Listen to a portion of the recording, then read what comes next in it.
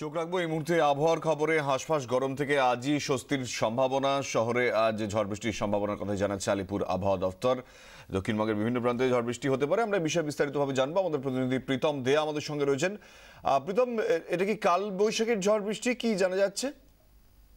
দেখো কুনাল, এখনই কালবৈশাখীর সম্ভাবনা বাড়ছে, অর্থাৎ কালবৈশাখী আসতে চলেছে এরকমটা বলা যেতে পারে। কারণ সেই সম্ভাবনা তৈরি হয়েছে যে কালবৈশাখীর জন্য যে পরিস্থিতি দরকার তার একটা ছবি দেখা যাচ্ছে।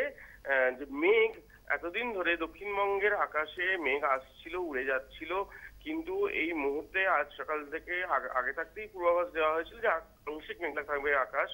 এখন যেটা দেখা যাচ্ছে, মেঘ জমছে দক্ষিণবঙ্গের আকাশে এবং তার ঘনত্ব, মেঘের ঘনত্ব ক্রমশই বাড়ছে। ফলে বিকেল থেকে সন্ধ্যের দিকে একটা ঝড় বৃষ্টির একটা সম্ভাবনার কথা আবহাওয়া দপ্তর, আলিপুর আবহাওয়া দপ্তর থেকে জানানো হয়েছে।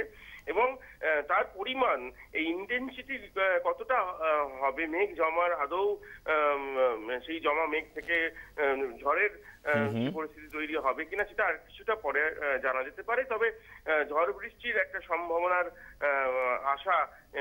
আশার আলো কিন্তু দেখা যাচ্ছে এবং এই গরম থেকে মুক্তির পথ তাহলে মিলতে পারে, এমনটাই জানাচ্ছে আবহাওয়া দপ্তর। কুনাল, প্রীতম, ধন্যবাদ।